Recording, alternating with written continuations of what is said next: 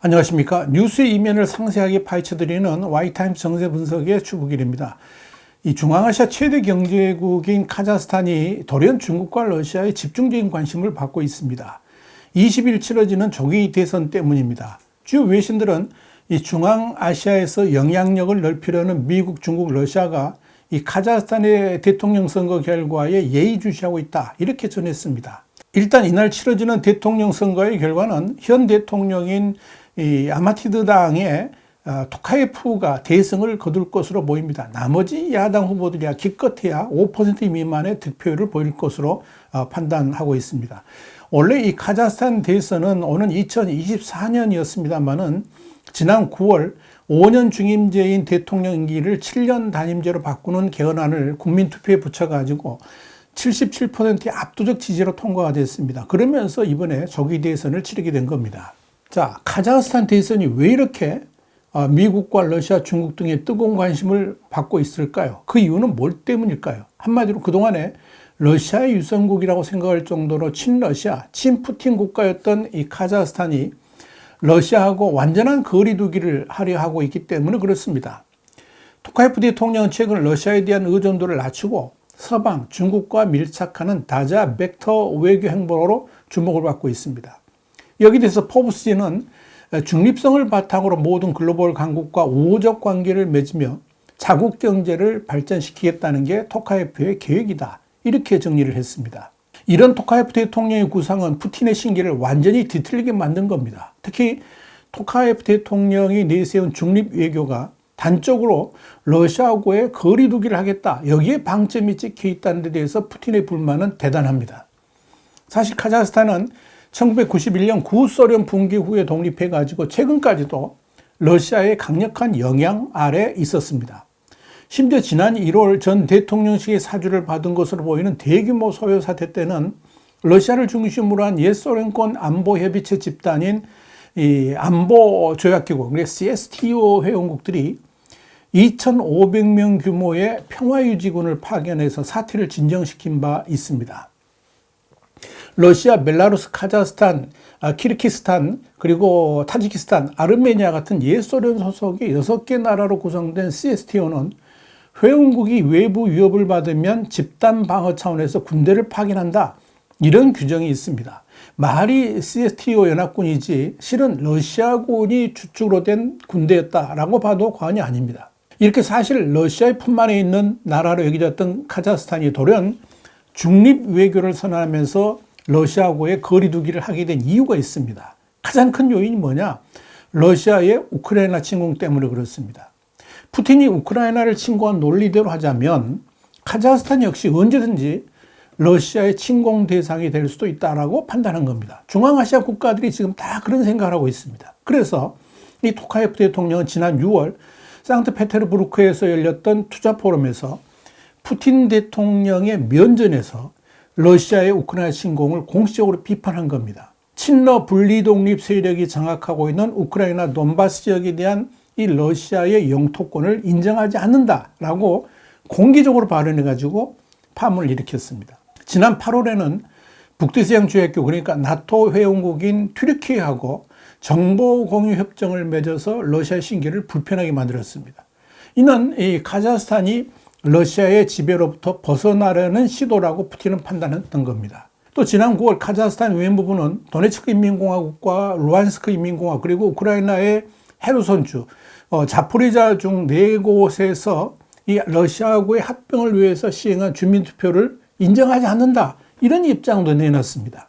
이 밖에 토카예프 대통령은 러시아의 부분 동원령을 피해서 자국으로 들어오는 러시아인들에 대한 안전을 보장한다, 이런 방침도 밝힌 바 있습니다. 지난 10월에는 자국 주재 우크라이나 대사를 추방하라, 이런 러시아의 요구를 거부했습니다.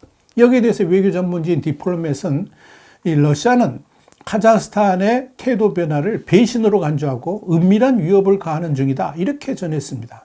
그러면서 카자흐스탄은 중국과의 교류를 대폭 늘린 겁니다. 우선 경제 교류를 증강했습니다. 이에 따라서 1992년에는 3억 달러, 그러니까 한 4천억 원 수준이던 양국 교역량이 올해 1월에서 7월에만 176억 달러, 한 23조 6천억 원 정도로 급증세를 보일 정도로 확대가 된 겁니다.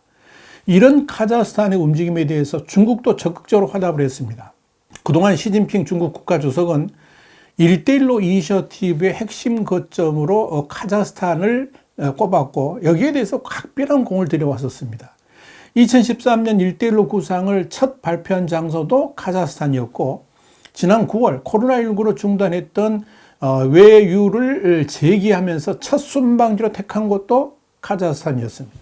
자, 이렇게 시진핑 주석은 카자흐스탄에 공을 들이면서 러시아하고의 관계에 대해서 불안감을 느끼고 있는 카자흐스탄에 대해서 영토 보존을 약속한 겁니다. 그러면서 러시아를 향해서 뭐라 그랬느냐? 카자흐스탄을 불안하게 만들지 말라. 카자흐스탄을 불안하게 만들지 말라. 이런 엄중한 경고를 날린 겁니다. 사실 카자흐스탄은 러시아나 중국과 긴 국경선을 맞이하고 있다는 점에서 이 지정학적 중요성이 매우 강조됩니다. 디플로맷은 미국에게 러시아는 현재 위협이고 중국은 미래 위협이라 그러면서 이 카자흐스탄은 이 두 나라와 모두 국경을 맞댄 곳으로 지정학적 중요성이 매우 크다. 이렇게 언급을 한 겁니다. 자, 이런 측면에서 이 카자흐스탄에 대해서 미국과 유럽 등의 서방 세계도 깊은 관심을 갖고 있는 겁니다. 특히 이 카자흐스탄이 중국과 러시아하고의 갈등을 빚어낼 수 있는 중요한 지정학적 국가로 부상이 되면서 여기에 서방 세계도 깊은 관여를 원하고 있는 겁니다. 지난 6일에서 11일 도널드 루 미국 국무부 중앙아시아 담당 차관보가 카자흐스탄을 방문했습니다. 그래서 이 중앙아시아의 지속가능한 개발을 위해서 2,500만 달러, 한 335억 원 정도를 제공하기로 했습니다. 또 러시아에 대한 에너지 의존도를 줄이려는 유럽 국가들도 카자흐스탄을 새로운 에너지 구입처이자 유럽, 아시아를 연결하는 국제 육로의 거점으로 주목하고 있습니다. 동시에 외교적인 응원도 병행을 하고 있습니다. 호세 포렐 유럽연합 외교안보 고위대표는 17일 중앙아시아 국가들에게 러시아의 우크라이나 침략을 지지하지 않은 것에 대해서 감사한다. 이런 뜻을 밝혔습니다. EFE 통신이 보도한 내용이 그렇습니다. 우즈베키스탄 사마르칸트를 방문 중인 이 보렐 대표는 관계와 근접성, 때에 따라 러시아에 의존하는 상황 때문에 중앙아시아 국가들이 갖는 제약을 충분히 이해한다 그러면서 이런 까닭에 중앙아시아 국가들이 러시아의 우크라이나 침략을 지지하지 않고 러시아가 서방 제재를 회피할 수 있도록 돕지 않는 것에 대해서 더욱 감사한다. 이렇게 밝힌 겁니다. 이어서 이 지역 모든 국가가 국제 질서와 주권, 영토 보존을 수호해야 된다 그러면서 이는 EU와 중앙아시아 국가들과의 관계를 강화할 수 있는 좋은 이유가 된다라고 말을 했습니다. 앞서서 지난 16일에는 카자흐스탄 수도 아스타나를 찾은 보렐 대표가 이 토카예프 대통령하고 또 무타르 톨레베르디 외무장관을 만난 자리에서도 이 국가 영토 보존에 관한 유엔 헌장에 대한 확고한 지지에 감사의 뜻을 표했습니다. 사실 러시아의 우크라이나 침공은 그동안 옛소련권 국가였던 중앙아시아 나라들로부터 러시아에 대한 신뢰를 완전히 무너지도록 만들었습니다.